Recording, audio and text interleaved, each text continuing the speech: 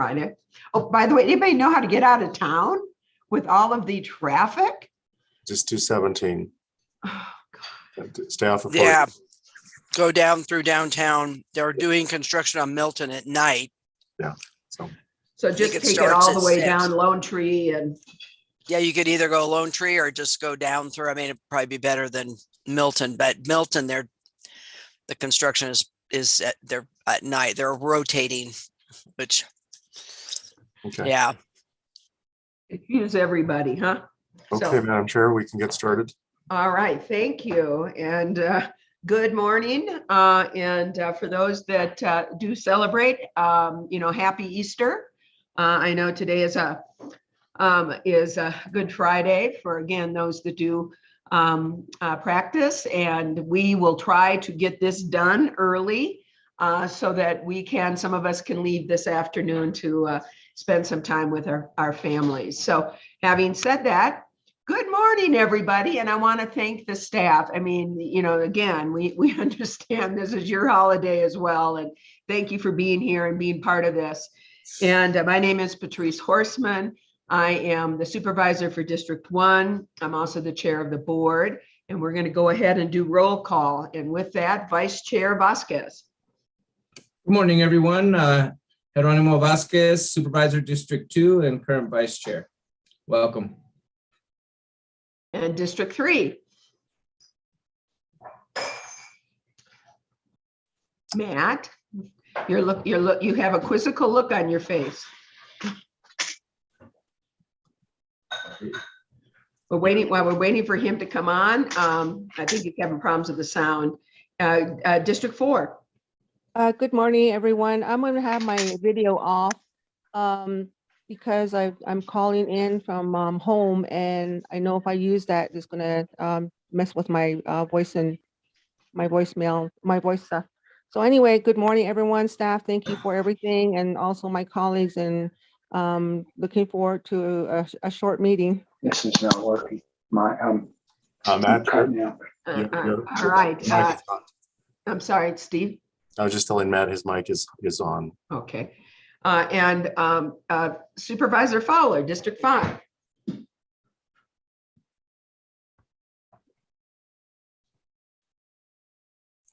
Oh, yeah, thank you. And great to see everyone. Thank you for putting together all these great presentations, Tom and Sue. Your work continues. So look forward to hearing the next steps. Thank you.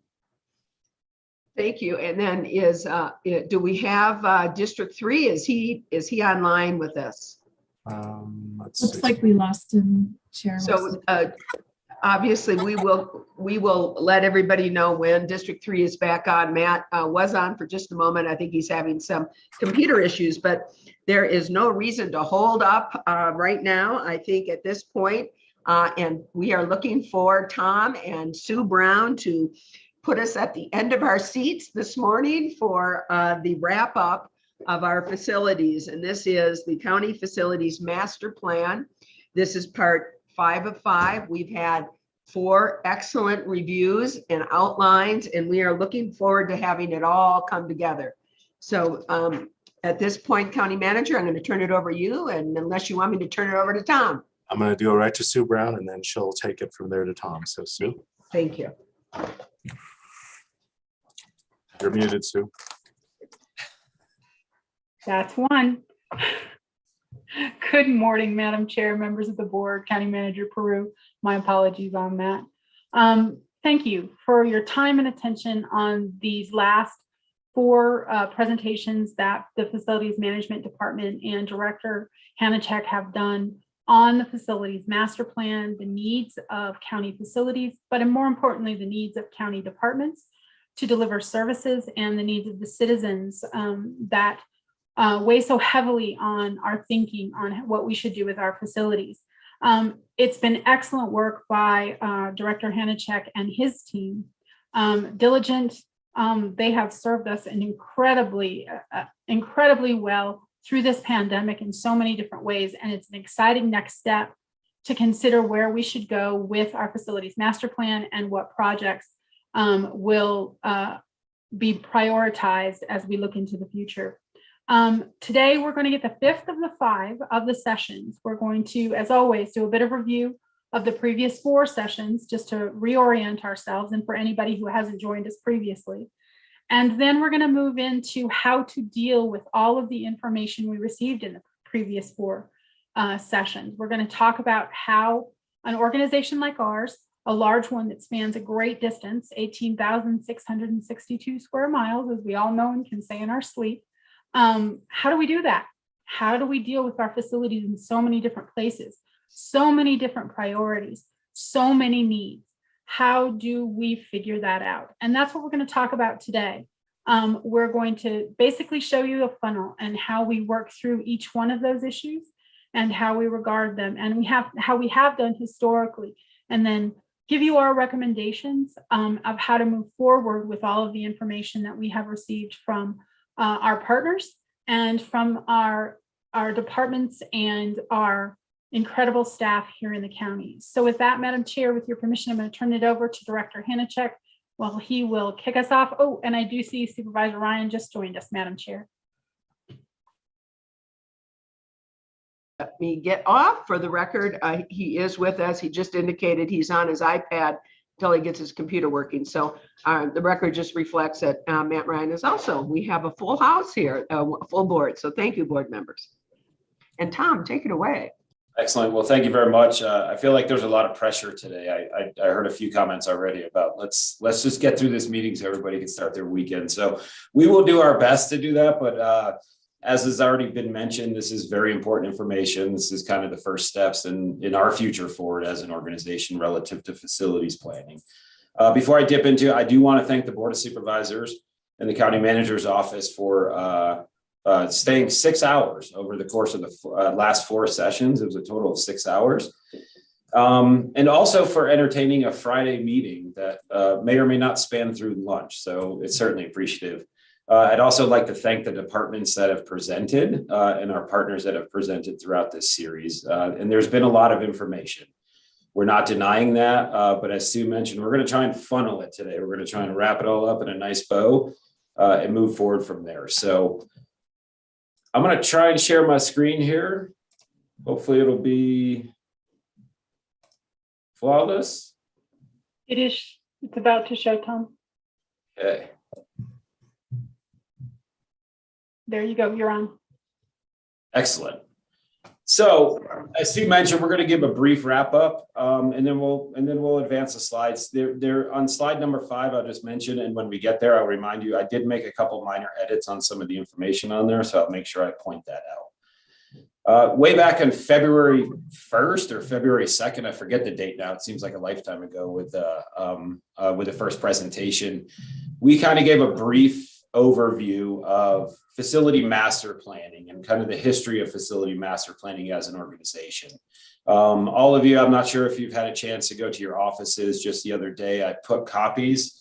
It's about a 280-page copy of the original 2009 facilities master plan, which has some really good context.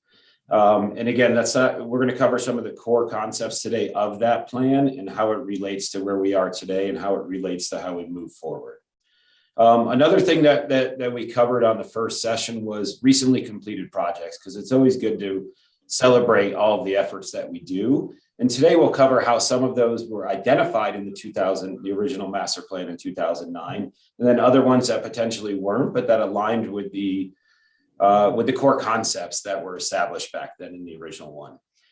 We also briefly covered upcoming projects. We do have a slide in this presentation that talks about approved and funded or pending funding projects that we'll be executing over the next year or 2 or 3, depending on where the funding sources come from. Session 2 focused solely on the King Street project and the site master planning work and some of the programming that we did on that site over the last 2 years with our consultant DLR. And with multiple departments within the organization. So we got a lot of really good information out of that. And I know it's a lot of information wrapped into an hour and a half, but we will be using that moving forward. It is good. Session 3 got into a large conversation with multiple departments. And again, thank you to those departments for providing those updates to the Board of Supervisors. But we had presentations from Parks and Recreation, which a lot of their needs are centered around Fort Tuthill and the infrastructure there. As we all know, that's a very old site that needs a fair amount of upgrades, seeing that we're in 2022, and also considering the amount of usage that specific park is getting over the last 10 years, and with the anticipated growth. The Sheriff's Office gave great updates on some of their needs when it's regarding detention and intake, and some of the expansions that they believe are necessary for their operations. Presiding Judge Slayton covered kind of the history of the needs of the courts, specific to downtown and kind of the expansion, some of the security concerns, and cited some of the work that they've had done on a recent analysis of their operations moving forward. HHS came in and briefly talked about their view on the King Street work that we've done and kind of some of the needs of their department moving forward in the coming years. And a lot of that has changed as a result of the pandemic and how services are provided to the public. And then Public Works wrapped it up with they covered about 5 years of their capital plan moving forward, which a lot of it has to do with administrative space, making alterations and adjustments for better operations at their facilities. So then we moved on to session 4, which was just a couple weeks ago, about 10 days ago, actually, where I briefly covered additional organizational needs. Again, we're trying not to overwhelm. There's a lot of information where we talked about outlying areas, Tuba City Service Center, potentially some options in Fredonia. We talked about the old jail site in downtown. And it was very, very high level, just more concepts of opportunities and or potential needs in the organization. And then we heard from 2 of our community partners, Downtown Business Alliance and Mountain Line, or NAPTA. And those are important components as we move forward with master planning. About regional planning and transportation are definitely things that we do need to consider moving forward. So I'll just take a pause. I promised Steve I would do that in 5 minutes, and hopefully I hit it. So excellent, thank you. So I'm just going to advance this slide here.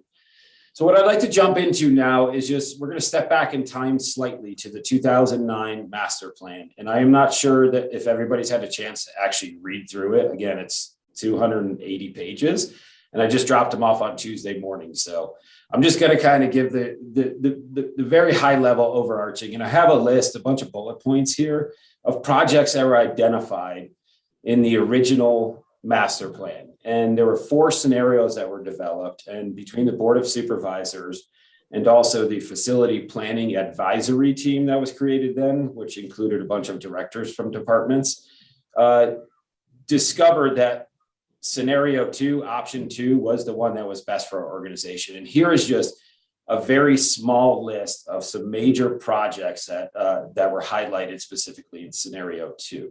But what I'd like to focus on this slide are the guiding principles that were specifically identified in the original master planning. The first one is efficiency. And in efficiency, and I'll actually read from the master plan here.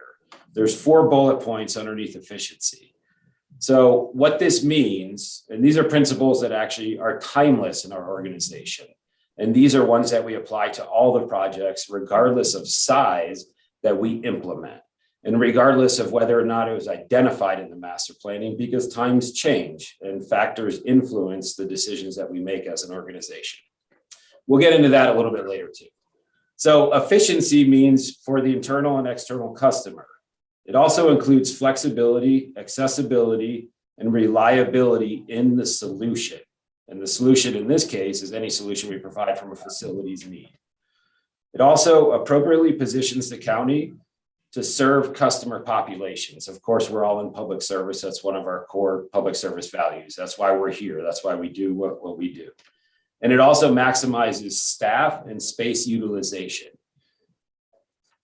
The second major guiding principle that was agreed upon by the group back in 2009, which still applies today, is environmentally and culturally sound. And that just a little bit more detail on this one, meets the present needs without compromising the ability of future generations to meet their needs.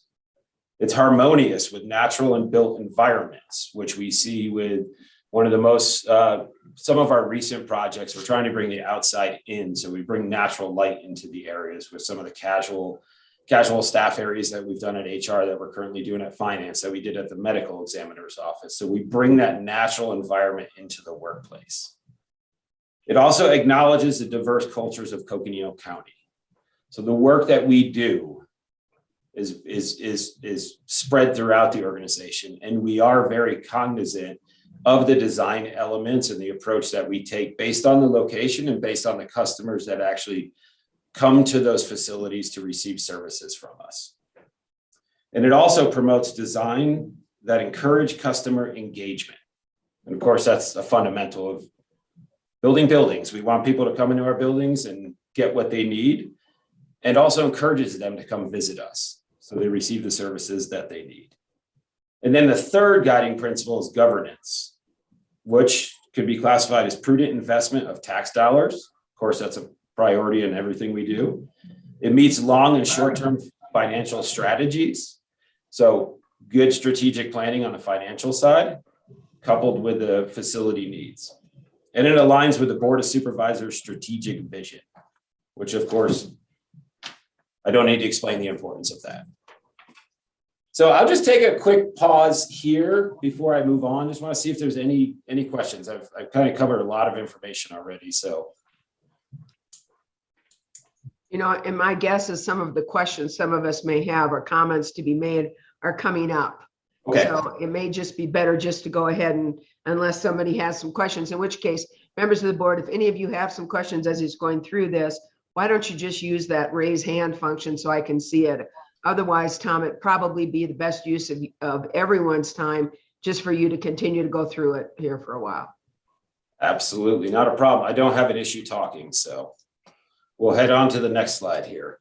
So our original facilities master plan, again, was done in 2009. As we've covered, we've had updates in 11 and 14.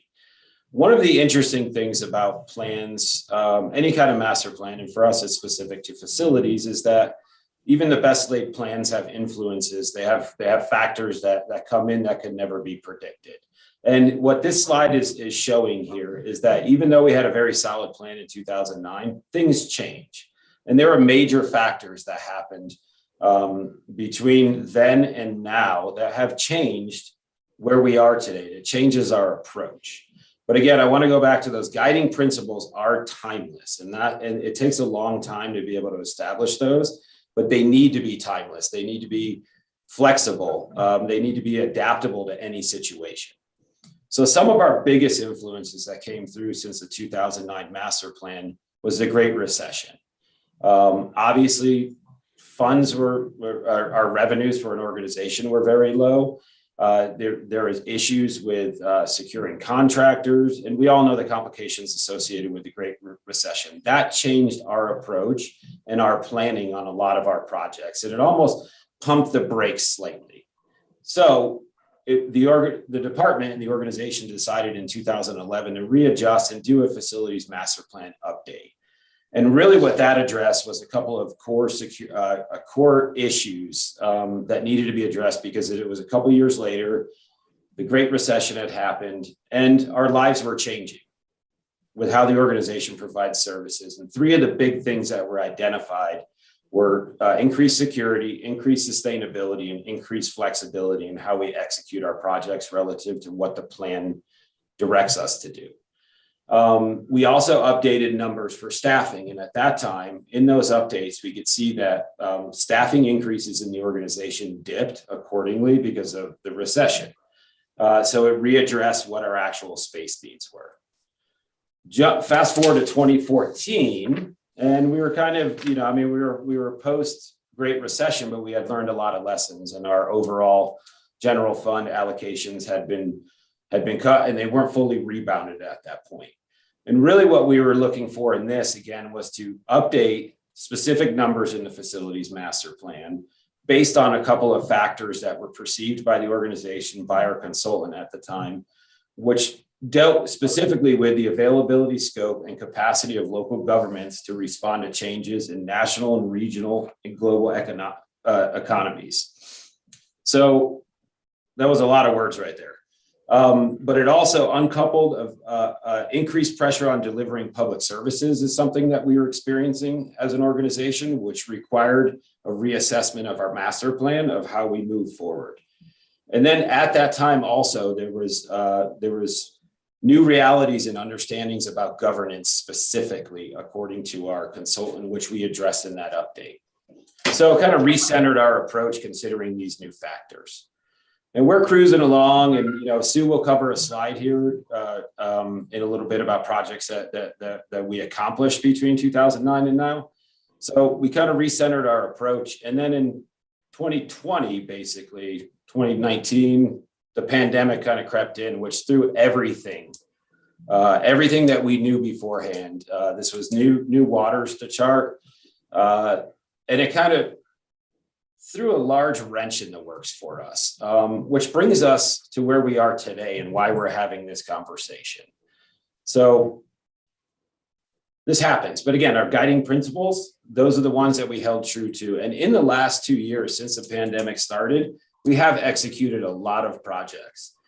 Not all of these projects were priorities in scenario 2 of the original master plan, but we had to respond to a condition that nobody could predict in a 10-year plan. So I would like to just cover real quick some of the accomplishments that were identified originally in 2009 that we actually did execute in the last 13 years, which I think is important because considering all of those influences that potentially could have changed our overall direction, we still did accomplish some of the major goals of the plan. And I just want to quickly highlight some of these. So lease space was a big conversation, and we won't get into it a lot today, but we were facing a shortage of square footage for our growing operations since 2009. So since then, we have secured leases this was specifically identified lease space for judicial and probation growth.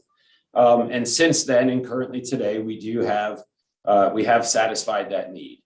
One of the big items that was identified on the original plan was a new medical examiner's office that actually included animal management.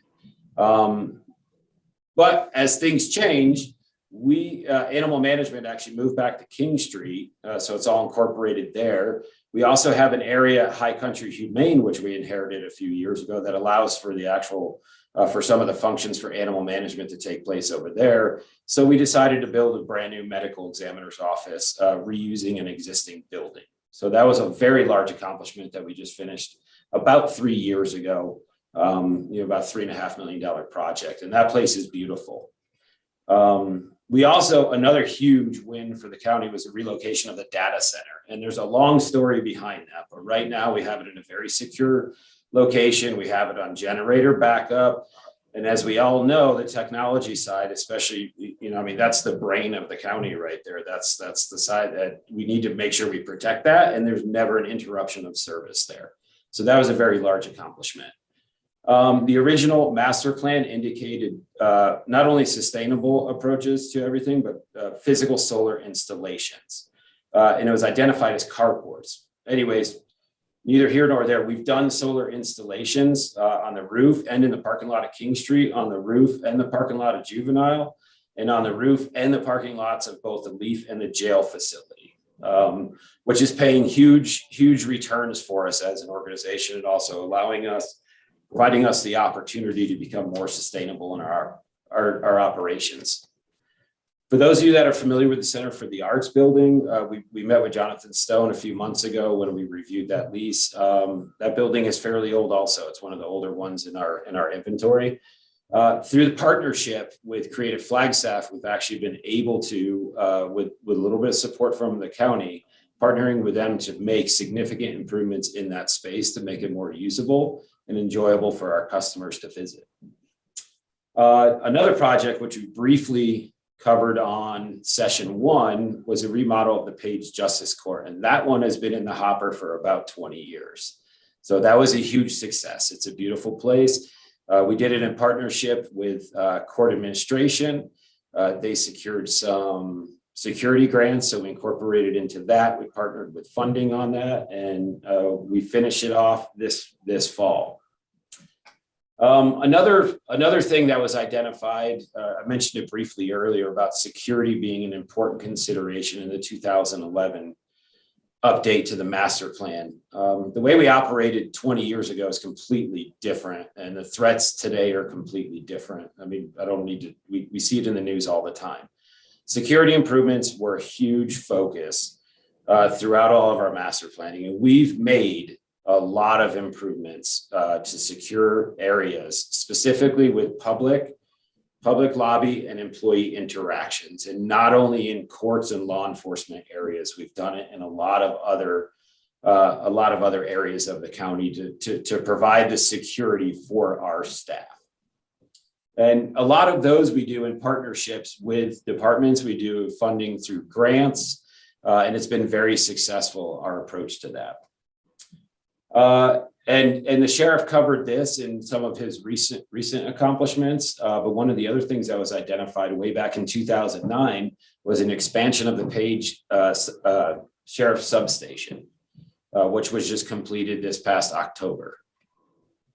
Another thing that was identified was consolidation of HHS functions. So, and Steve could probably talk to this more because he knows the long history of the health. Back when it was the health department, they've kind of been scattered all over the place, like IT was up until a couple of years ago. So one of the things that the master plan identified as being crucial was bringing all those functions together. And it may sound minor, but they really were spread out everywhere, and it was kind of fragmented. So that was a big accomplishment for us. And then one thing that IT was pushing was implementation of virtual service and telework. Specifically, before the pandemic, it was always a conversation. We all had Microsoft Teams on our computers, and nobody used them probably except for IT. And then the pandemic hit, and we had this whole vision from way back in the day that everybody's put work into, that all of a sudden it was a turnkey operation, which allowed us not only to communicate with ourselves in a safe manner, but also to provide services and communicate with our customers. And it was a flawless transition. Well, I don't want to say flawless because Matt and his team did a ton of work, but it came across as we did not miss a beat. So what I'd like to jump into here real quick, we've covered a lot of this in previous presentations. And really what the main point of this slide is to talk about potential funding opportunities for when we get to a future conversation about which projects we want to, which projects on the facilities master plan do we want to pursue, and where would that potential funding come from? And again, we're not going to get into a ton of detail here because every project is different. Every funding mechanism is different.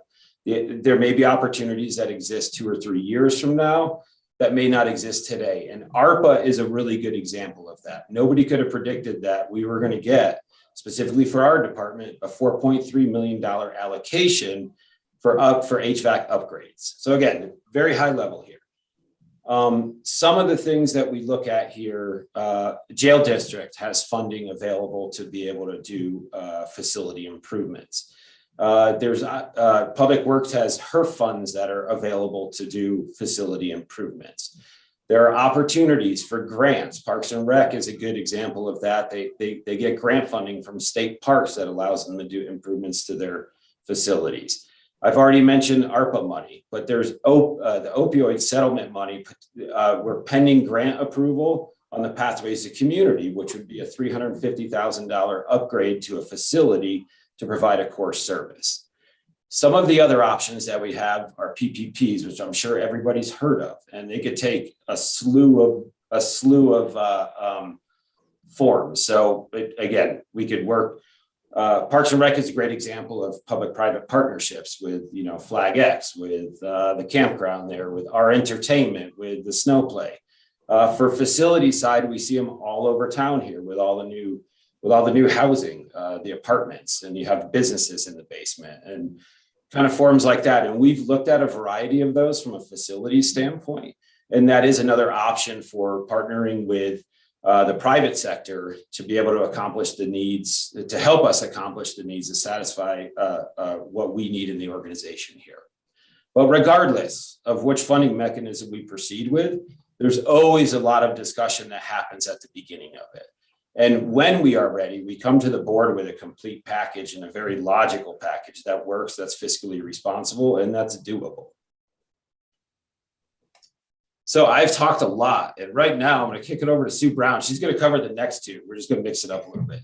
If I can, just real quick, Tom, just to add to some of the funding opportunities, infrastructure. We haven't talked about the infrastructure bill. I think that's another area of potential project funding. And quite frankly, another, which I hope we really take a look at if we have the opportunity next year, is also going to be earmarks. Very good. Just a couple things to add. Sorry. No, thank you. That's great. Excellent. Next slide. Thank you.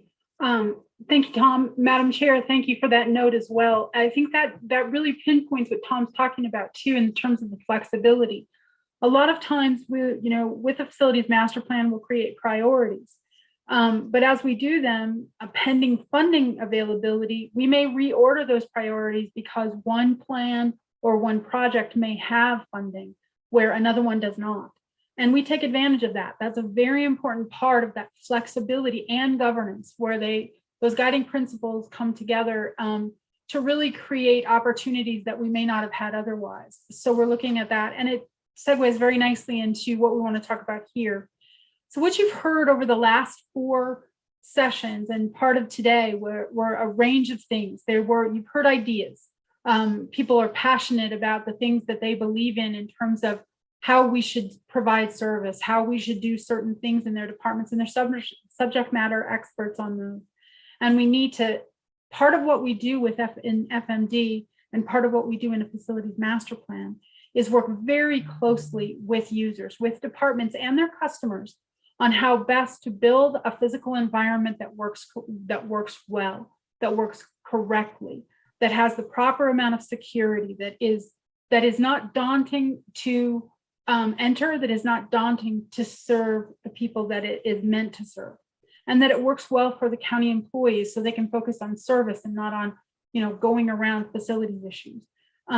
So it was wonderful to include both our partners from the outside and our internal users, because their voice has to be a part of any process where we're talking about facilities projects. So we heard some ideas, we heard a lot of issues, we heard some opportunities. We talked about that with funding, but it's also in partnerships and other types of things that can come up unexpectedly. And one of the things that a facilities master plan does is it gives us a framework on which to decide if an opportunity is something that we cannot pass up. And then we can figure out the funding and the timing after that, but we can understand better what the opportunities can actually bring us. We can understand too if an opportunity is actually an opportunity or if it could actually be a problem. And that's part also of what we have to process when we listen to all of these things. And then just your flat out problems, they exist every single day in one way or another. And we try to anticipate more than react, because that in truth is part of what the facilities master plan does as well. We do constant assessments of our properties. We do constant assessments of when we have a system in the facilities department where we pay attention to how many issues or calls, work orders we have on certain subjects. And that leads us to be sleuths and investigators. Why is that happening? And often we have projects that come from that kind of sleuthing. Yeah, mostly they're lower level projects. We know we have to replace something or do this. But oftentimes it's also from those relationships with the departments that we find out about grant issues or money that is going to expire, those kinds of things. So we deal also with problems. And then we have emergencies. Quite often we have something happen, something breaks down or something changes, or we're affected. If there are issues with the grid or technology or things that are out of our control, we always try to have that backup plan available. And then some cases that requires our partnership with our other internal services, like we did with the data center, where we worked with IT to find a solution for our data center that worked for the county. So all of these things come together, and from them we create concepts, and we don't create them ourselves. We use, again, our users in different departments. We use consultants. We use all different kinds of folks who can help us to develop a full comprehensive concept. And we do it in many different ways. We don't always intend that they will become an actual project, but they provide us with information that we can bring back to the board that can tell the board exactly what it will cost, when it's possible, what the pros and what the cons are for each one of the concepts that we have created based on the ideas, issues, opportunities, problems, and emergencies that we have in our organization. And just as an example, like we can tell you a couple of things. We've heard a lot in the last sessions about the courthouse and the needs that the courthouse does. We have been working on that project for quite a while. We have several different concepts that we've worked on. We worked on a concept with the city of Flagstaff prior to their construction of their courthouse. Tried hard. The city of Flagstaff and Coconino County put our shoulder into that to try to find a way that we can consolidate our services for the betterment of the citizens. It just didn't work. But in doing that work, we learned a lot. And that's one of the best things about doing conceptual plans, is that you learn a lot about what's going to work and what won't work. So we have concept plans for a courthouse structure from 2016. We did some concept planning for the county attorney's office in 2018. We have about, I believe it's about 30% plans for a concept that expands their office in the 3rd floor of the 110 building. And then in 2019, we began the King Street project with a site master plan and some programming. When we talk about programming, that is an in-depth dive into the services and the needs of a department and the people that it serves. And it gives us an amazing amount of data on which we can start to build that conceptual plan. So when we have these ideas and issues, like we talked about in these last 4 sessions, we can choose to take them into concept. It's not without cost. There are some costs, but in general, we look at what possibilities we have for funding. We consider which ones seem to have the highest priority, and then we start doing that. And the courthouses, of course, come up to the top of that list many times in our past, as has the county attorney's office and the King Street project as well. And from those, we bring those back to the board. We explain the pros and cons of the concepts and how we might go about implementing if we choose to do that. And from there, we also match up what our funding possibilities might be and what a schedule might be. And from there, the board can tell us if they would like to move forward with any single project. Now, this is how we do it when we have an individual issue that comes forward. What we try to do is also match it up and start pre-planning on those projects from the facilities master plan. And from the combination of being flexible and being efficient in how we're paying attention to the issues that the organization has at any given time, and knowing what we're doing with the facilities master plan, we can move forward strategically and, as we always have to do, tactically as well. And that creates our plan of movement for any given period of time. So what I'm saying is, we heard a lot about the ideas, our challenges, our problems, and there's a lot for the board to think about.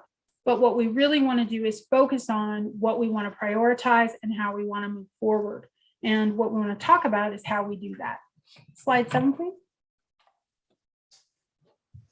Here's basically the things we heard in the last 4 sessions. We have 3 categories here. One is small and short term. It has, we estimate a cost of possibly less than $1 million. So we would look at those kinds of projects as a 1 to 2 year term. Then we have the next set of projects we would categorize as medium or mid-term in time it would take. And we would categorize them under a probably about $1 million in cost to $5 million for total budget costs. These types of projects, just from concept to delivery to implementation, would run about 3 to 4 years. And finally, we have the large or long-term projects. These are big ones, and they take a lot of work and they take a lot of iterations. Those are over $5 million. They're $5 million and above, and they take at least probably 4 years from your earliest moment of consideration to actual move-in. It's going to be quite a distance. About 4 years is a realistic perspective. And you can see, just looking at the project that we've talked about over the last four sessions, how we would categorize these separate projects.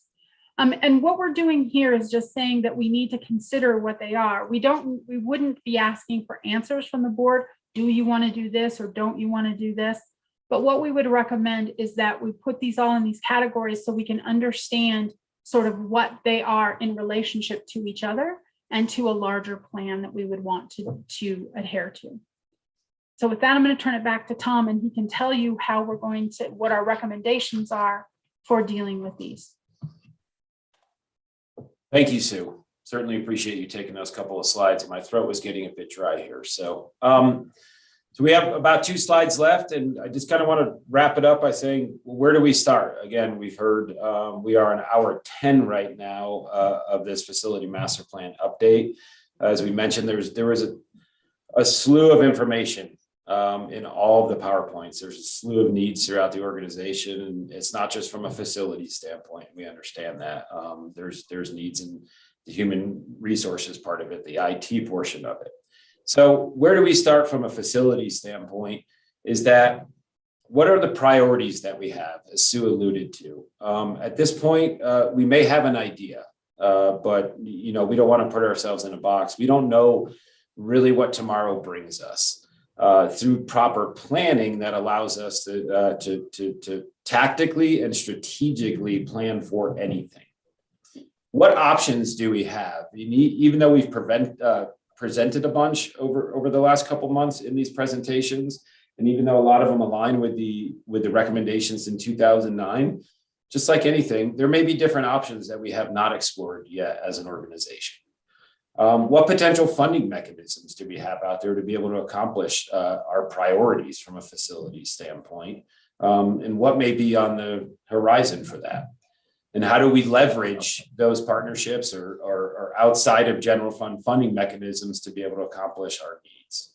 And then the most important part are the considerations that we need to talk about when it comes to facility planning. And some of them we've already alluded to today, but the pandemic's a huge one. The telework, which was identified in 2009, which we now call hybrid workplace or service reimagined. You've heard of all of these terms. And what does that mean, and how does that influence us as an organization, specific to our facilities and how we deliver services to our customers, and how our staff work in our workplace?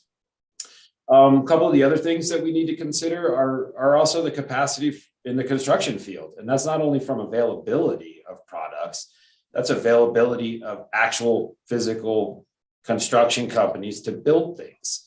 And right now, anybody driving around town, you can see that the availability of contractors is very low. The availability of products is very low. Inflation is a huge consideration today. I'm confident that maybe it'll balance out. Hopefully, I hope it's not 8.5% for the rest of our lives every year, but that may be a consideration.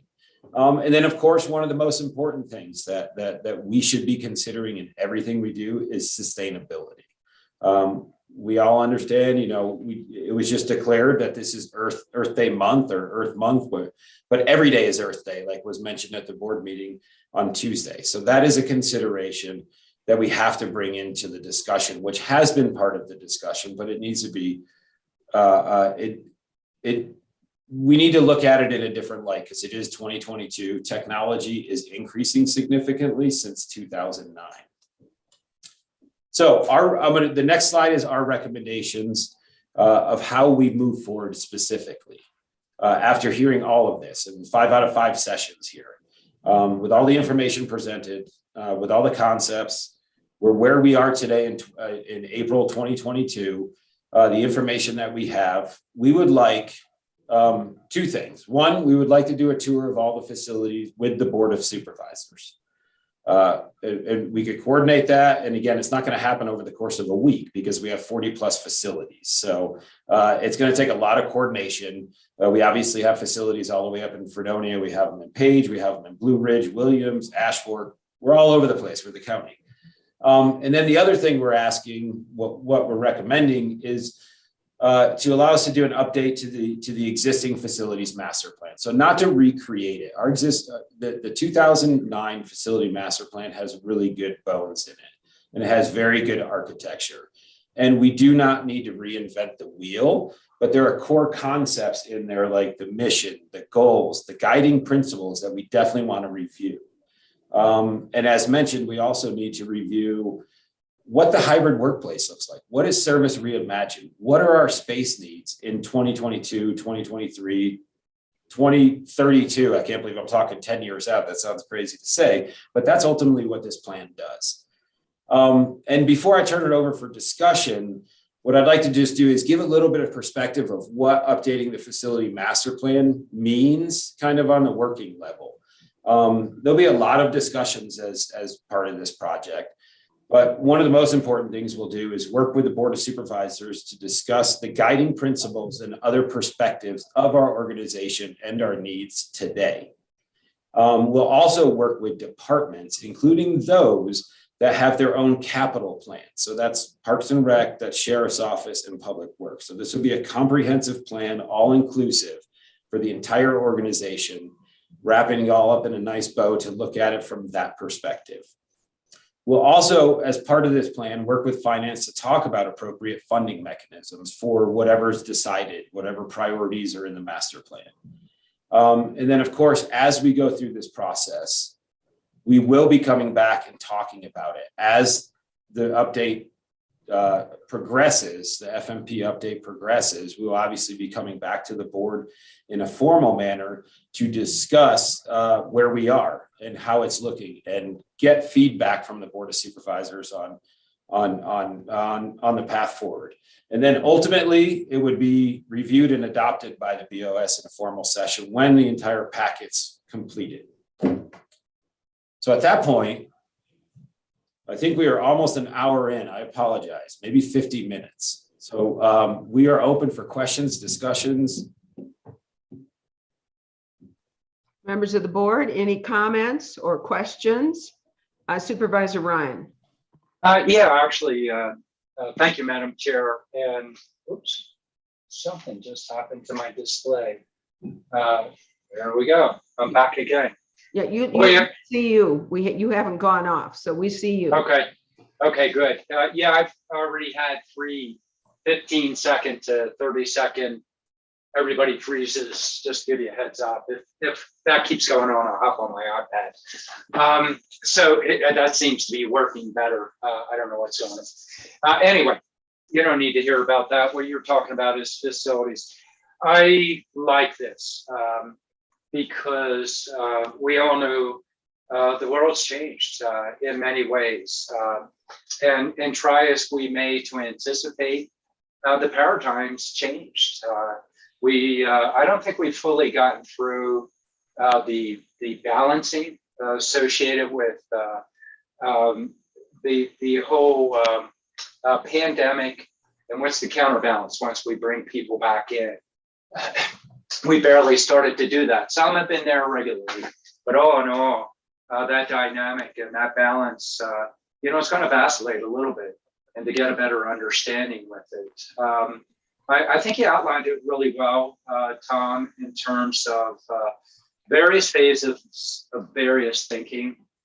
But right now, not only the change of the COVID, the different level of service, the different way we attend to service, and then we have, a new board.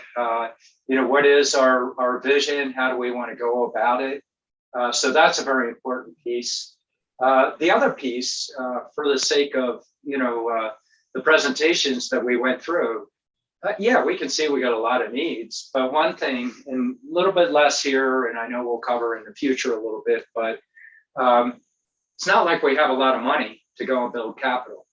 And so, we were listening to probably $200 million worth of needs when we're lucky if, strategically, when we were looking at the King Street, we were just suggesting 25 million, and that would hang us up for another 20 years. And so we need to approach this in a logical, pragmatic way. And then what is our solution to being able to enable it?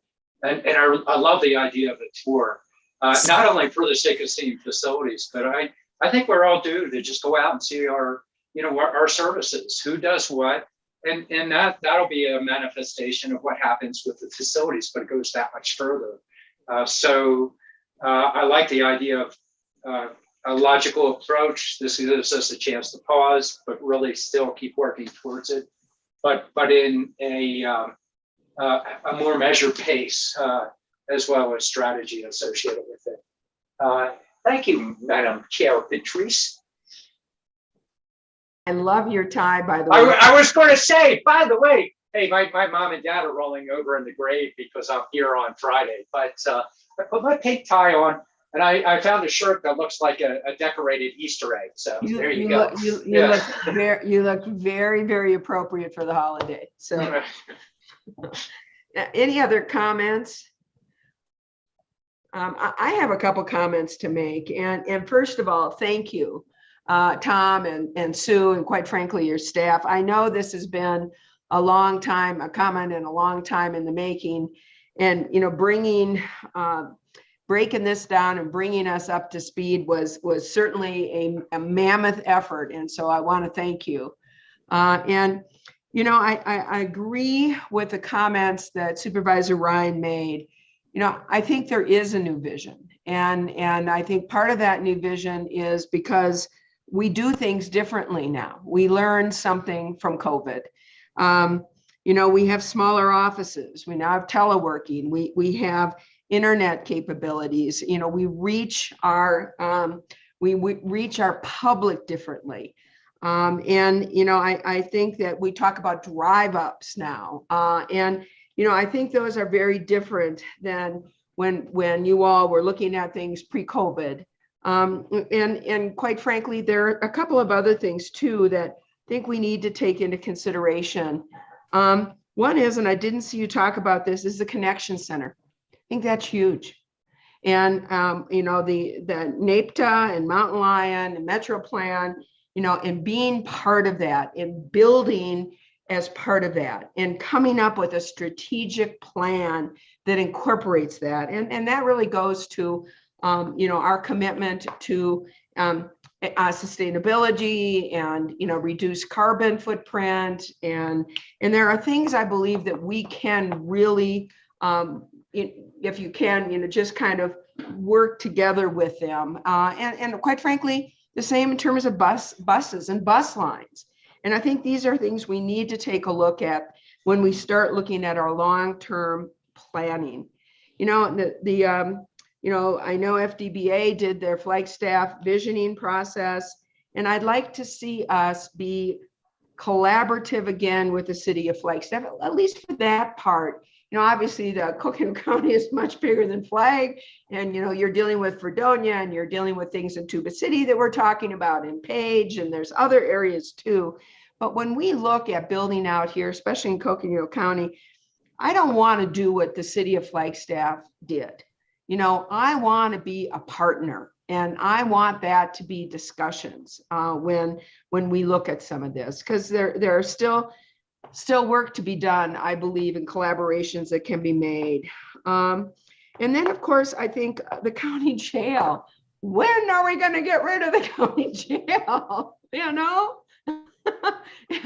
it's been condemned, and we have this eyesore right here in downtown Flagstaff that is a county property, and it is a wonderful piece of county property that could be utilized. And I think that's another thing too, is to really take a look and reimagining some of our use of county property. And I know you are, and I'm talking big, you know, I know I'm talking big screen here too, just like you all are. So I'm pulling that out as we move down. It's not going to be done today. It's not going to be done tomorrow. It's not going to be done this year. It may not be done the next 4 years. But I think that these are things that we really do. I'd like to have us take more of a look at it. And then, you know, some of this, and one of the things we haven't talked about is cost. So if we've got a plan that, and I know that's what Supervisor Ryan was talking about, we got $100 million going on here.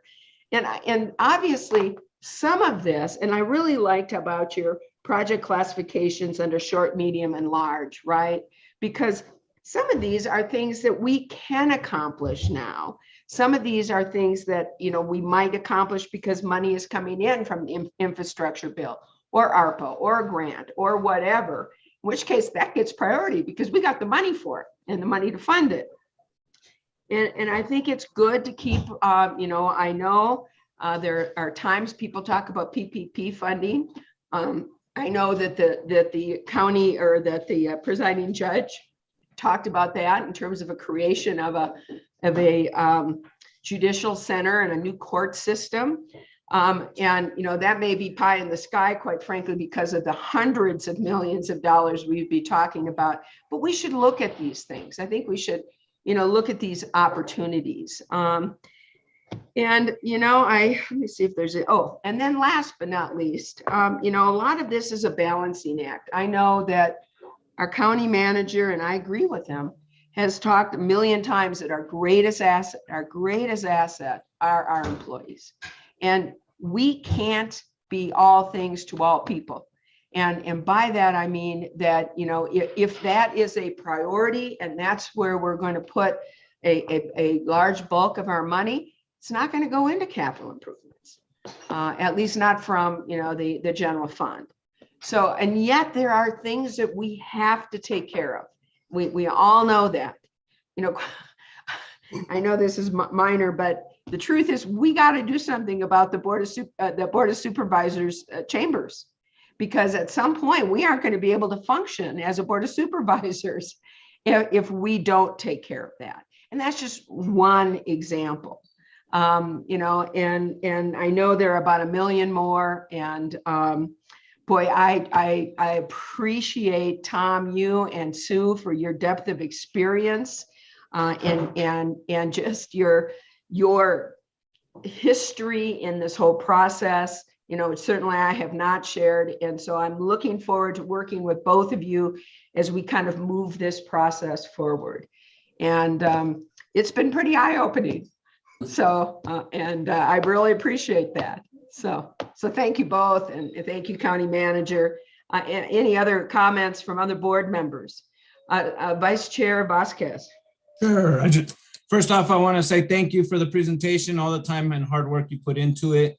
It's a lot, you know, and as was mentioned previously, you know, we're going to have some tough choices to make because I don't know if we can fund all of it. You know, we want to, we'd like to, but I don't know where that balance is going to be. And so we have some tough decisions to make, but we just definitely appreciate all the effort put in by the team and look forward to teasing out and seeing what are our priorities and where we'll have the most bang for our buck, because at the end of the day, you know, especially with new construction costs, we're gonna need to maximize our impact with our funding because we only have a limited amount of funding. So again, I just want to say thank you for the presentation and look forward to kind of breaking it down a little more.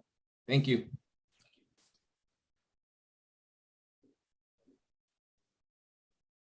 I'm sorry, Supervisor Fowler. Well, thank you, Tom and Sue and County Manager and team. It takes a great effort to figure out all of this, all of the departments. It's just you know, at one time we had to have an ashtray on every desk or even in waiting rooms, and time changes. And so what do we eliminate and where do we go from here? And it's that time frame that you presented, you know, all the events that we have gone through. And it's true. We think that, and then all the presentations that we've gone through throughout the years and just the changing times. And now we're in a situation where departments are trying to figure out, okay, what's next and how do we rearrange our offices, our desk, and who's going to be here, who's not going to be here, and when do they come in, when do they not? It's a great challenge that is before us. And that's just the uncertainty.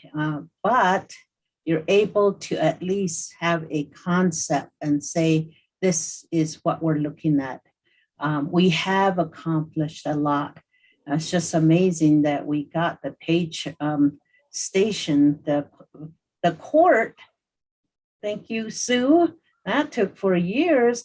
Partnerships are difficult sometimes. And then Decades. sometimes it does not happen. Yeah, these partnerships, it sounds easy to do, but through the years, boy, you've really had to, put it together and bring people back to the table. And then others without notice are not standing there with you anymore. So I really appreciate everything that you've all done and really trying to figure this out. And hopefully, maybe part of the infrastructure bill that's coming through would be able to look at some of these. The other is that we've really focused on the solar energy part, and we've been really looking at that and the sustainability internally. Amanda and her team and just all of you looking at that, that's really made a huge difference in cost savings and being a little more friendly in every direction.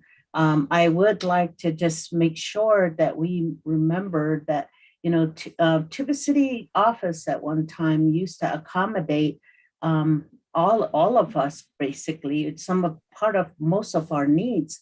But with the pandemic, it's really changed it. So we really need to have that somewhere in our priority list, and I'm willing to help with that. And then we have to remember we have our office out in our services that we provide in the Colorado City, and just the vastness and the reach into the community that we have as a county and into another county as well. That creates a challenge. And then the moving population, the businesses, that really drives what we do here and how we administer our services and the facility that we're going to be, that we will have. So I just want to thank you again for your work and just laying out the vision that is here and continuing to see where the thing I appreciate, it doesn't change dramatically. You're already building on what's already there, and that's the way it's been. And it's that sustainability and continuity, which is really good. So I just want to thank you for that. Thanks. And Steve's been part of the whole process from the beginning. Going back decades. Centuries. Well, Hello? And yes, Supervisor Begay, please. I keep going in and out, but I'll see what I can do. I just wanted to say, I want to thank the staff for continually progressing in the plan here. On the other hand, I'm just thinking about as new supervisors, there are new things that we would like to incorporate, if anything, for further down the line. And meaning that our communities out there in some areas, they really need certain things. So that's my thought here. And I just wanted to say, I want to thank, and then also on the other hand, I did talk to, I've been thinking about what a project for the nation chapters, not, just even for the community through other sources of funds. But I just want to say that we do need an office space in Tuba City to accommodate, District 4 and 5, because, I feel that right now I'm just on a limbo here and there, and sometimes I sit on top of the hill, just to get to board meetings, or I'm driving into Flag, or, and have bad service and stuff like that. So, but anyway, I just want to say, I think there should always be room for some type of addition, so that we have that thing going. And instead of, just focusing on this one here, we can get the others started, whatever our needs are.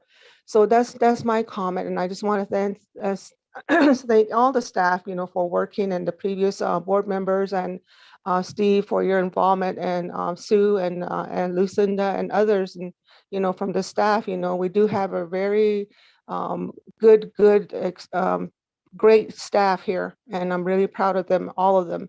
So I just want to say thank you so much, but I think there should be some room for adding and enhancing, for more things to come up once we're done with what's on the list, or maybe we could do something that we can do that's a short term, to show that there's something that's going on and it's happening. So I just want to say thank you so much, Tom, for your presentation too, and all the work that you do. So thank you so much. Thank you, Supervisor Begay. And, I think we talked about that also during our retreat, and that is the need to have a tribal lands service center that would be available for providing county services out there on tribal lands, and also office availability, and meeting with constituents out there. So and hopefully, I think that sounds like a great project for an earmark. So we'll see what happens. But that also might prioritize some of what we do if this money can come in through certain other sources. But I think Supervisor Begay and also Supervisor Fowler, points well taken. Whether it's in Tuba City, it needs to be somewhere that's very centrally located.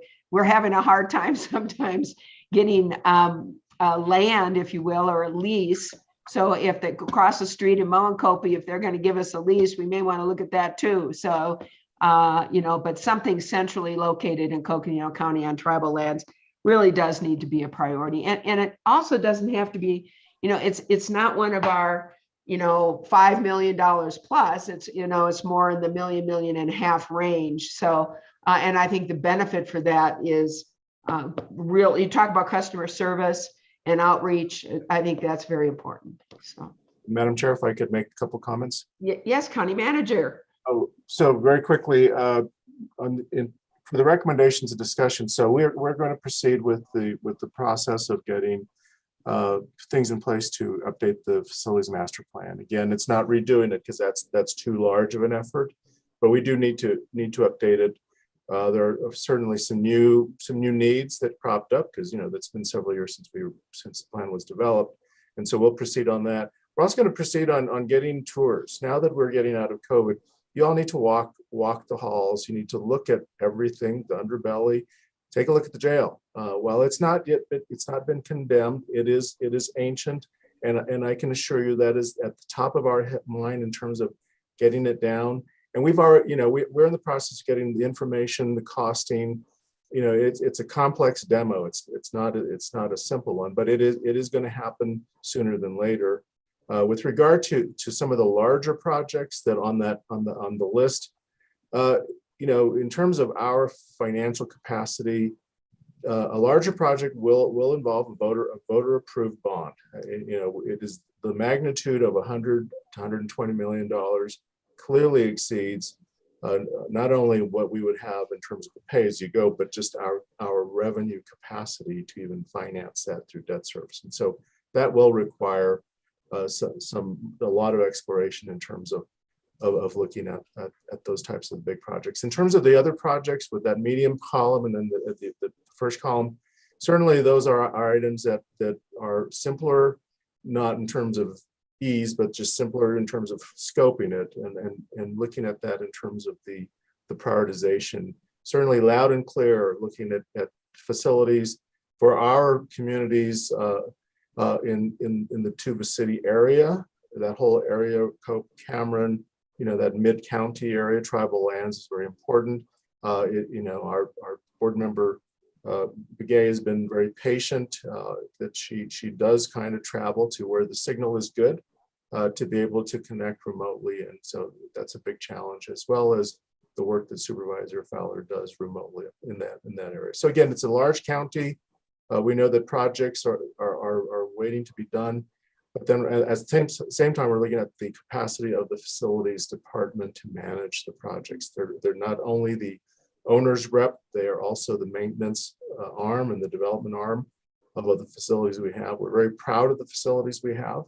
And so certainly the effort that goes into maintaining what we have is important, as well as we start to expand facilities, we need to grow facilities to maintain that. So I don't know, the thousand or whatever, the hundreds of thousands of square feet that we do have, every time that grows, our staff needs to grow in relation to that. So again, this is a good discussion. Certainly as you've all indicated, credit to Tom and Sue for putting a lot of information together, and to our community partners, our downtown partners, and partners throughout the county that we work with in our facilities. So, we may have lease space arrangement as well as owner occupied arrangements. And so there's a lot of things that come together. But again, we're excited about the update for the master plan, getting you all out to see everything, and let's get going. Obviously, the current conditions with inflation and construction being what they are right now, we may have to get through a couple of obstacles, but we are excited to proceed forward. Thank you. Thank you, County Manager. Any other comments from staff or board members?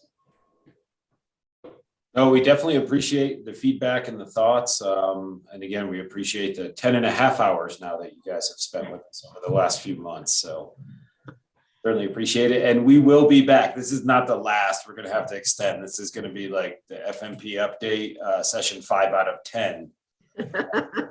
We'll just keep it rolling.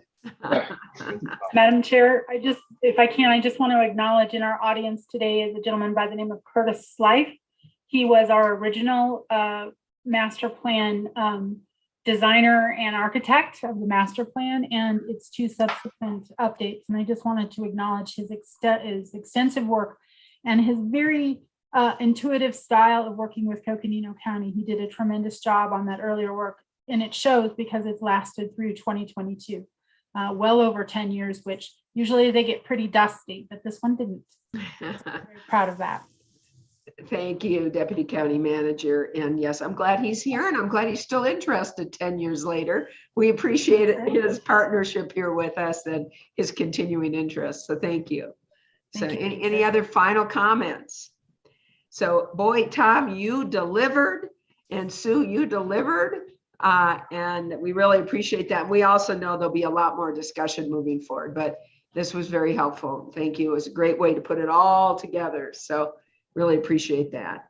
So having said that, County Manager, I believe we're ready to go on for, and I know there's no action on this. It was discussion only. And we now have an action item and number 2. Right. And Madam Chair, we need to confirm Treasurer Benatar is going to be presenting this item. Lindsay, can you check on that, please?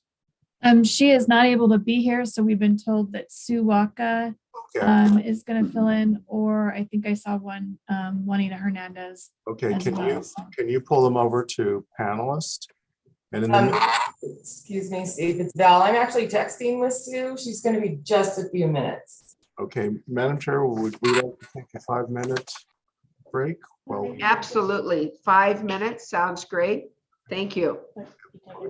Thank you.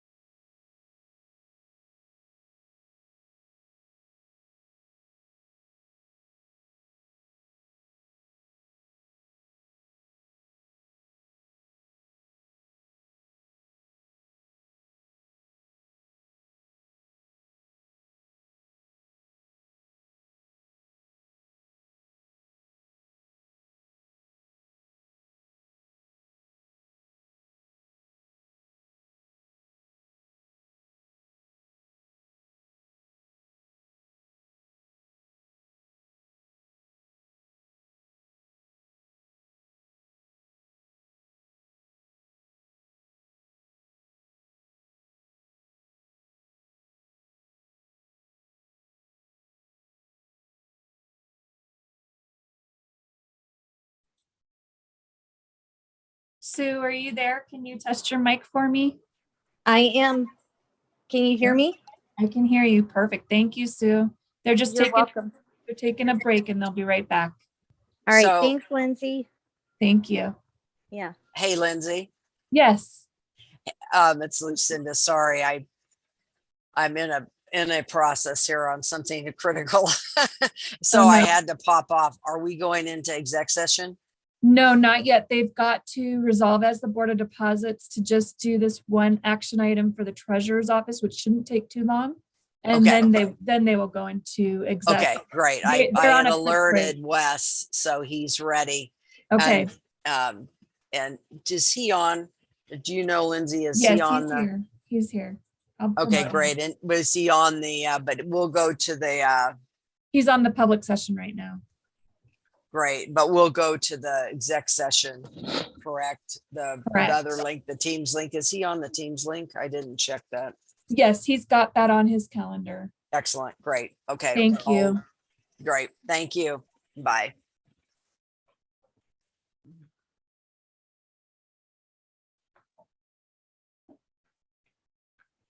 Chair Horseman, Deputy Treasurer Sue Waka is here. Thank you.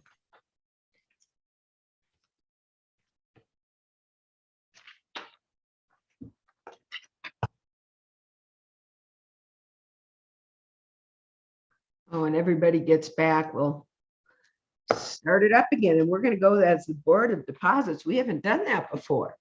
I know.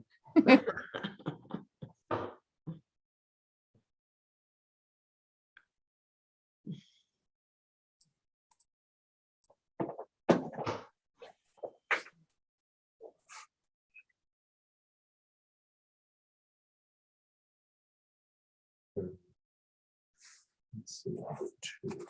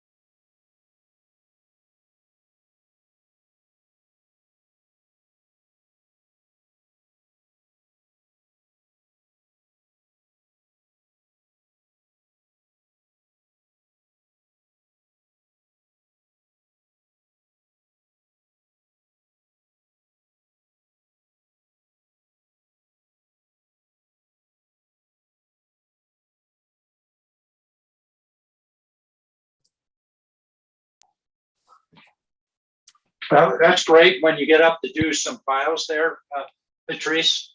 It looks like you're a giant and you're reaching into the peaks and grabbing, yeah. Meanwhile, I'm up here on Stebley Hill Road, you know. Bigfoot, huh? Mhm. That is such an Easter outfit, Matt. It's very. That looks great. I know. Well, thanks, guys. I love that tie. Of course, purple's my favorite color, so Right. I love it. So I thought it was pink. Isn't it pink? no, it's not. It's purple. Okay. Wait, if you guys could only see the beauty that I see. Yeah. All right, do we have everybody back? I see Supervisor Ryan. I see Judy Begay is still on. Hopefully, there he is. Vice Chair Vasquez and Supervisor Fowler, are you with us? Mhm. Let's see, Mr. Vasquez. He's there. He's there. He just popped up and Yeah. popped out, so he's there. Very good. All right. Okay. All right, so why don't we go forward if we can, and members of the board, we are going to do something we haven't done before. At this point, I need a motion for the board to resolve as the Board of Deposits. So moved. There's a motion. Is there a second? Second. Second by Vice Chair Vasquez. All those in favor, please signify by saying aye. Aye. Aye. Any objection? Aye. Thank you, Judy. Any abstention? It has passed unanimously. Members of the board, we are now sitting as the Board of Deposits. I'm going to turn this over to our county manager to present the staff. Okay. Madam Chair, members of the board, joining us today is Chief Deputy Sue Walka, Chief Deputy to Treasurer Sarah Benatar, and she will be presenting the item regarding the servicing bank. She is here remotely by voice, but not audio, but not visual. So Sue, I'm going to turn it over to you. I think we did a mic check and you can hear us okay? Yes, I'm here. Okay. Thank you, Steve, and members of the board. Thank you for today. We are presenting per Arizona Rice statute, we have to go out to bid for our banking services every 5 years.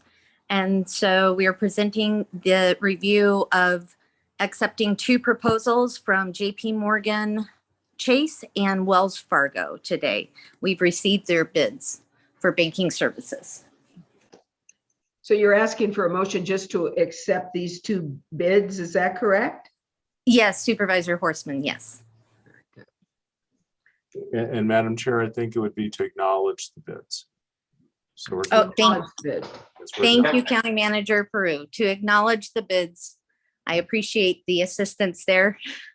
And Madam Chair, to acknowledge the bids from JP Morgan Chase Bank and Wells Fargo Bank. Very good. And Supervisor Ryan. Yeah, thank you, Madam Chair. I told Sarah that I was going to grill Sue.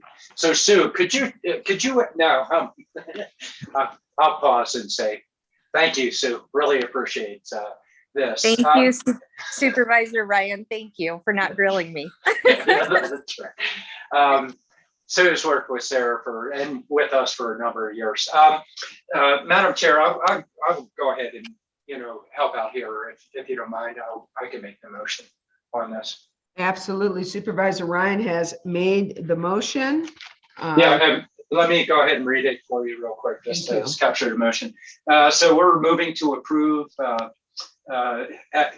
as the Board of Deposits acknowledgement of servicing bids received from Wells Fargo Bank, NA, and JP Morgan Chase Bank, NA, for RFP 2022-103, Category 1 services, banking services in accordance with ARS 35-325. That's my motion, Madam Chair. Thank you, Supervisor Ryan. Is there a second to that motion? A second. Second by Vice Chair Vasquez. All those in favor say aye. Aye. Aye. Any objection or abstention? It is unanimous. And is there anything further we need to do on this, County Manager? We've got the motion. No, ma'am, that is all we needed to do today. Thank you. As the Board of Deposits, so you'll be resolving back as the Board of Supervisors. So at this point, I will entertain a motion for us to resolve back as the Board of Supervisors. Do I have a motion? So moved. Motion by Supervisor Ryan. Do I have a second?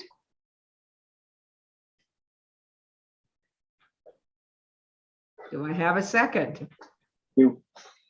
It would be Vice Chair Vasquez has given us a second. All those in favor, please signify by saying aye. Aye. Any objections? I'm sorry, Madam Chair. Had a hard time with the mute. Very good, Supervisor Fowler. She said aye. So any objections? Hearing none, it passed unanimously. We are now resolved as the Board of Supervisors. At this point, members of the board, we do have an executive session listed on item 3, discussion regarding proposed changes to the Coconino County Ordinance 2021-02, also known as Coconino County Wildfire Defense Ordinance.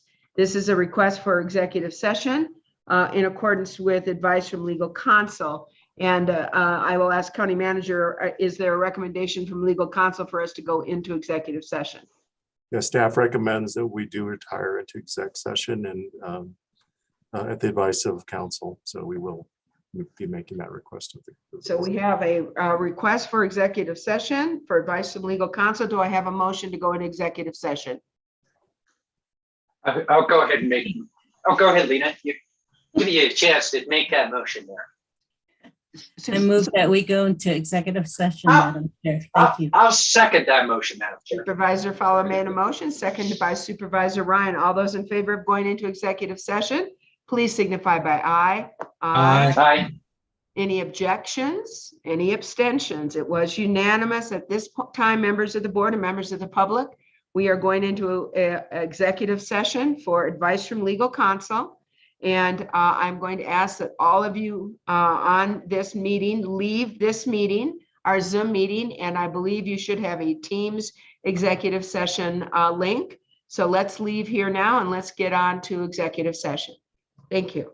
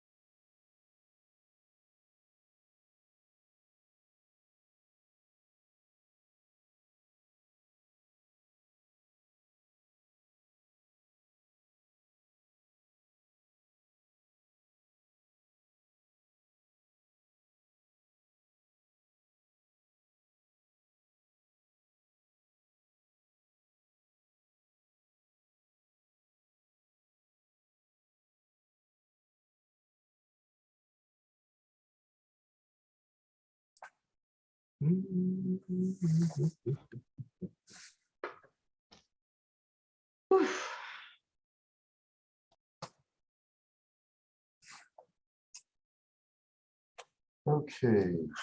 So,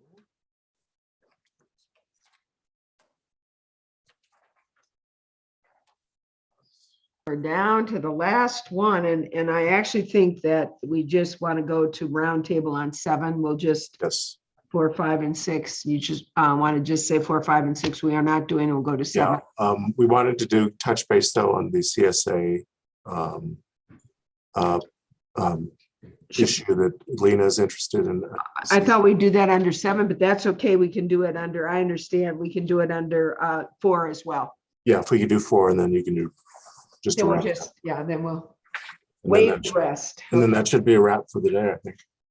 That sounds good. All right. Thank you. I believe we're just missing Supervisor Vasquez. So keeping an eye out for him.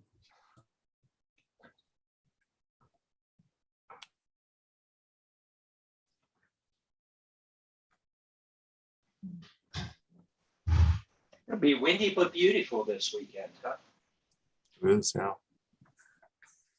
It's springtime. Yeah, the daffodils are coming through over here. They're popping through. And mine are still trying to stand up again after that hard freeze that we had. The wind, Yeah. the wind just beat everything up so badly. It did. Although they were good with the wind. It's a hard freeze when it hit That's 20 good. degrees, Yeah, that night. Yeah. Yeah. So Madam Chair, you have everybody's here. I love that. So members of the board, we are back out of executive session and we are here for our last item.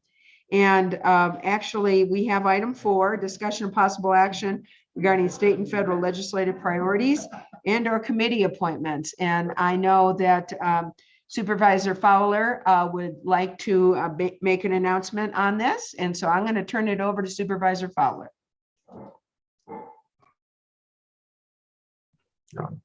Thank you. Thank you, Madam Chair. We have I am going to apply for the NACO at-large position, and that's what I'm going to be doing. We have a candidate already, or Manny is going to stay in the NACO position that I'm very interested, the NACO board, I guess I should say, NACO board position. So that's what I'm going to be doing. And I wanted to just let you all know, and if I could have your support. And I did call Judy and Supervisor Begay and Supervisor Vasquez to also apply for positions at the NACO so that we can have a good representation from our board. NACO is the National Counties of Association that we belong to, where we're very involved, and I think it's really important that we stay involved. I am going to apply again for the RAC, which is the Rural Action Caucus. I'm the vice chair there, and I want to continue to serve in that position, and the Veterans Committee as well, and the Economic Development and Workforce Development Committee. So I know that we get very busy, and it's really important. These committees at the national levels are important because we have great influence through that organization to another way of having influence and advocacy at the national level with our congressional delegation and as a force with our colleagues across the country. So Madam Chair, I thank you, and I will apply for the at-large for the NACO board.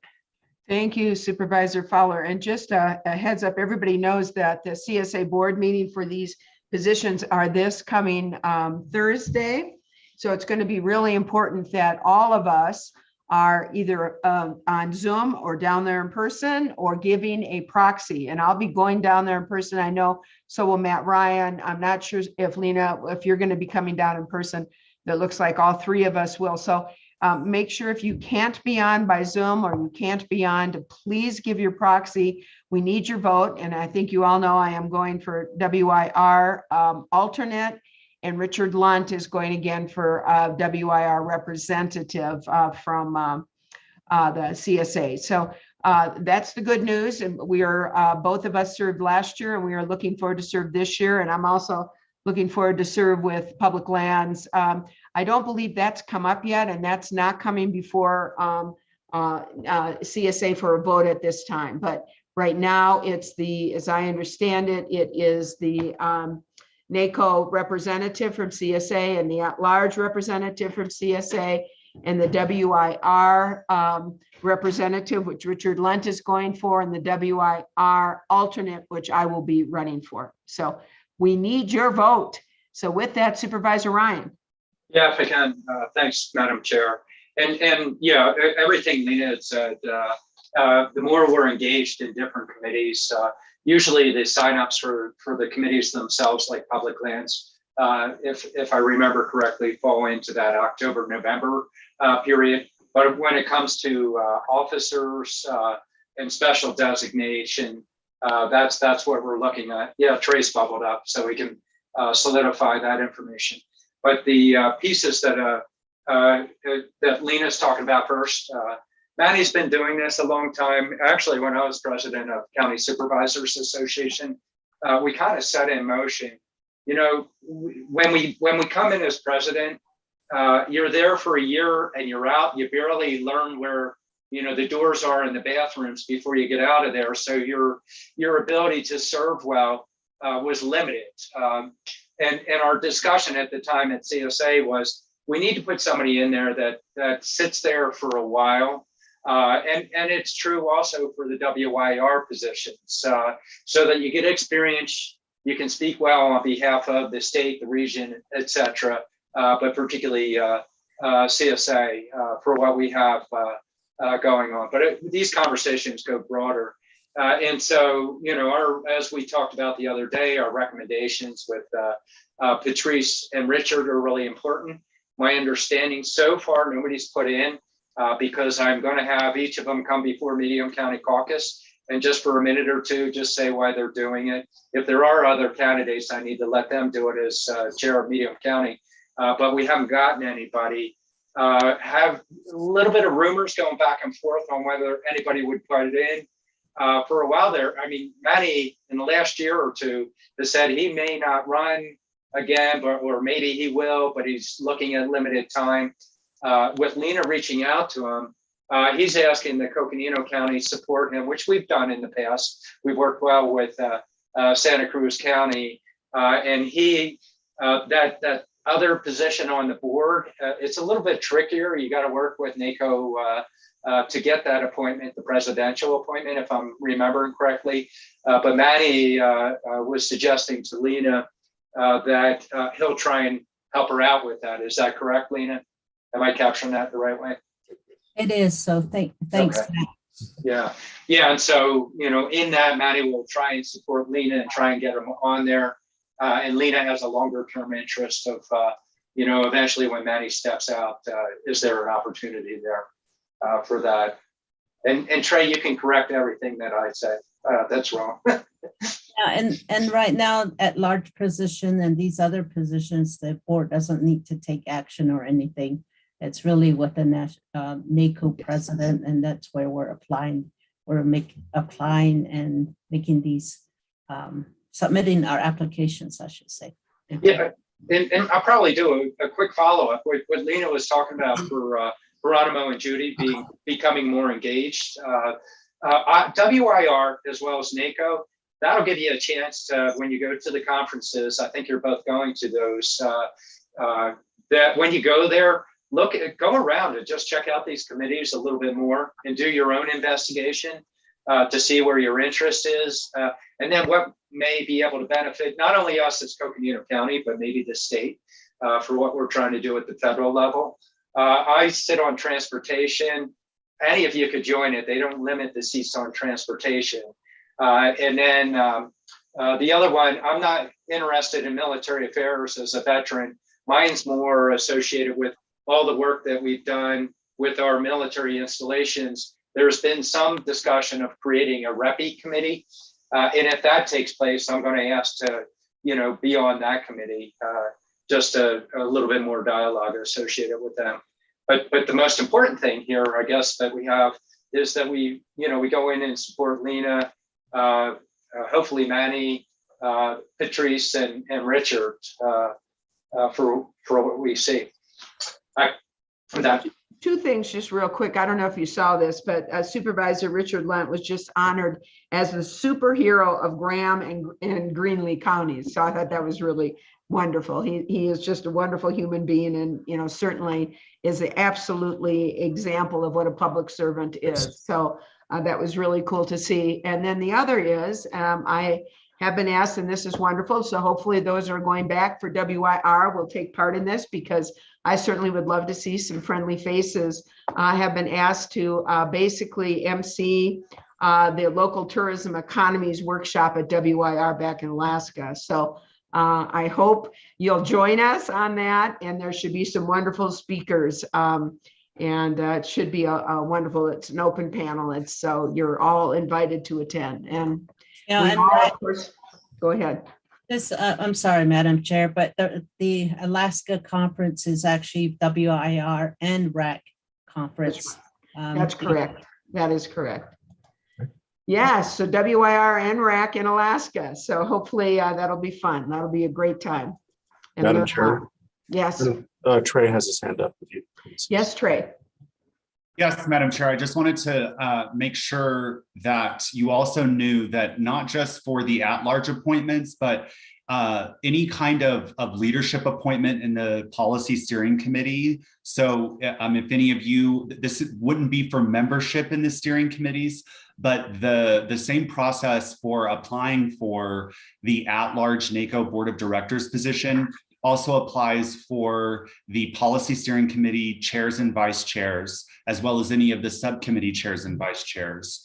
So if any of the members of the board are interested in serving as vice chair or chair of the policy steering committees that you're a member of, or the subcommittee chair and vice chair, if you're on any subcommittees, that's available as well. Also, for the Rural Action Caucus, if you wanted to serve in leadership position or as members of the Rural Action Caucus. So if any members of the board were interested in joining Supervisor Fowler on the Rural Action Caucus, this would also be a part of that process, the same application process that Supervisor Fowler mentioned.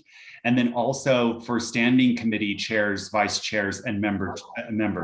If you need a list of those committees, let me know and I'll send them out. And then also lastly, just the ad hoc committees, the task forces and advisory board chairs. There is, for instance, some of the task forces that are open. So just to give you an idea of the committees and task forces that I'm referring to, this would include the Healthy Counties Advisory Board, the Immigration Reform Task Force, the International Economic Development Task Force, the Veterans and Military Services Committee, the Resilient Counties Advisory Board.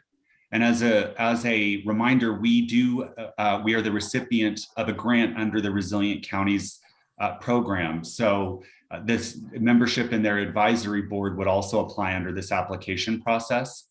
So I just wanted to make that clear that this process that for the deadline to apply is May 31st, 2022. Right. And that applies to those positions as well as the at-large NACO Board of Directors positions. And I think it's important, just so people don't get confused, that you do send us a copy of that in writing. What is going to be up for the meeting on Thursday are those 4 positions we've just talked about. So, but there will be more that will be coming up in the future. And I think it would be very helpful to give us send a copy of those committees and the chairs, et cetera. So that's coming up at the end of May, I guess. So Supervisor Ryan. Yeah, actually, and when it comes to getting appointed into the leadership, two pieces to think about. One is engagement with the committee.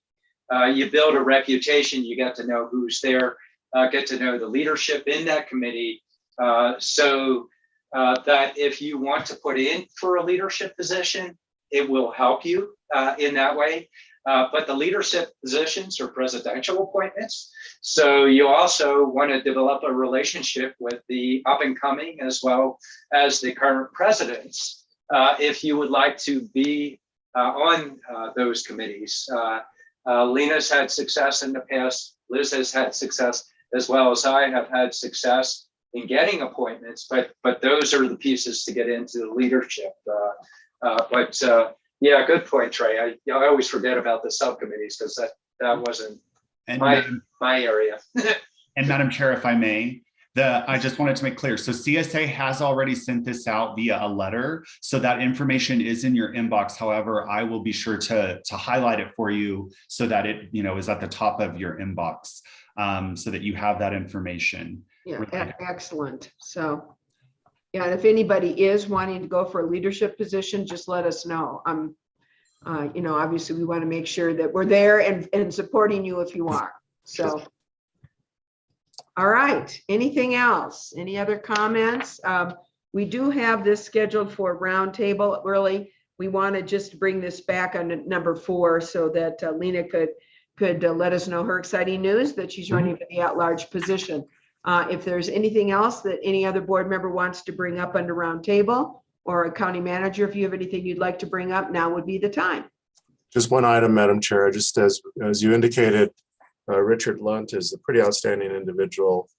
Many outstanding individuals come from Greenlee County, so I'll just leave it at that. Thank you. Very good. Happy Easter. Yes. Gobble, gobble. Yeah. Happy Easter. It's a bunny rabbit, Oh, that's right. I always get my holidays mixed up. Thank you.